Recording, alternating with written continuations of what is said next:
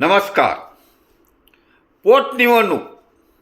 सकाळी एक पोटनिवडणुकीबाबतची post viral केल्यामुळे महाराष्ट्रातील तमाम जनतेला अवगत केले की सैनिक समाज पार्टीतर्फे बारामती आणि राहुरी नगर पाथर्डी विधानसभा पोटनिवडणुकीकरिता उमेदवार मिळत चालले आहेत आणि सर्च चालू आहे, शोध चालू आहे. हा लेख व्हायरल करतात आशिष शुक्ला साहेब, जनसंघ पार्टीचे अध्यक्ष, यांनी मुंबईवरून फोन केला आणि त्यांनी त्वरित कळवलं की एक तांदळे नावाचे उमेदवार फॉर्म आणायला गेले आहेत, बारामतीला फॉर्म आणायला गेले आहेत आणि आमच्या व्यासपीठावर त्यांना सपोर्ट करा, तिकीट द्या अशी शिफारस केली आहे. तर मी सकाळच्या लेखामध्येच व्हायरल केलं होतं की राहुरी नगर पाथर्डीकरता उमेदवार मिळाला आहे.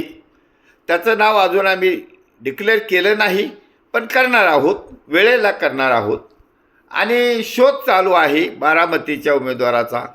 दुपारपर्यंत तर शोधही लागला, उमेदवार तयार झाला, उमेदवार फॉर्म आणायला पण गेला आणि त्या उमेदवाराच्या फोन नंबरसह मी आता या व्हिडिओबरोबर महाराष्ट्रातील जनतेला अवगत करणार आहे. आणि दोन्ही उमेदवार हे निवडून येणार आहेत.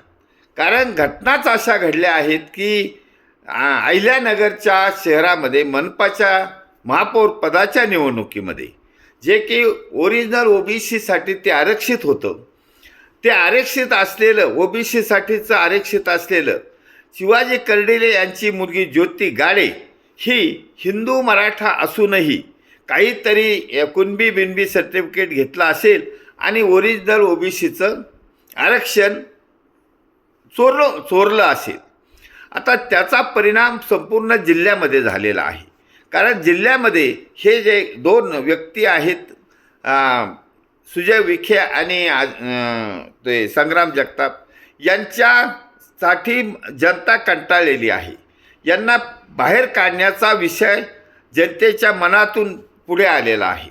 आता त्या घटनेमुळे जरी या दोन्ही व्यक्तींनी भाजपाच्या तिकिटावर शिवाजी कर्डिले यांचा मुलगा अक्षय कर्डिले याला तिकीट दिलं, तरी पण त्याला हरवण्याची ताकद सैनिक समाज पार्टीच्या उमेदवारामध्ये आहे. तेही अल्प खर्चात, कारण वातावरण बदललेलं आहे, नागरिक सुशिक्षित झाला आहे, नागरिक धैर्यवान केला आहे सैनिक समाज पार्टीने. त्यामुळे मतदार हे 100% सैनिक समाज पार्टीच्या उमेदवाराला मतदान करणार आहेत. हे झालं क्लिअर चित्र नगर राहुरी मतदारसंघातलं. आता उर्वरित बारामतीचा विषय, जो की मी सकाळी नमूद केला, शोध चालू आहे, तो शोध लागला.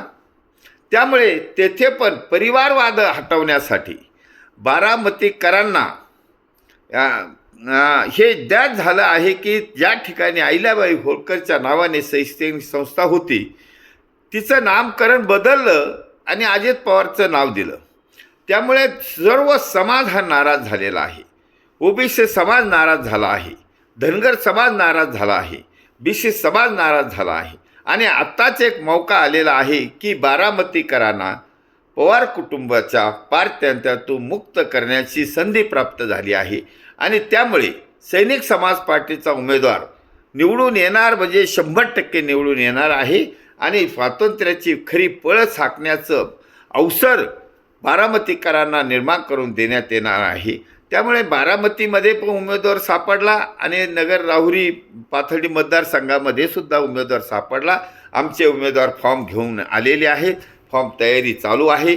फॉर्म भरली म्हणजे त्यांना फार मोठा खर्च करायचा नाही, तरी पण ते निवडून येणार आहेत आणि 101% निवडून येणार आहेत.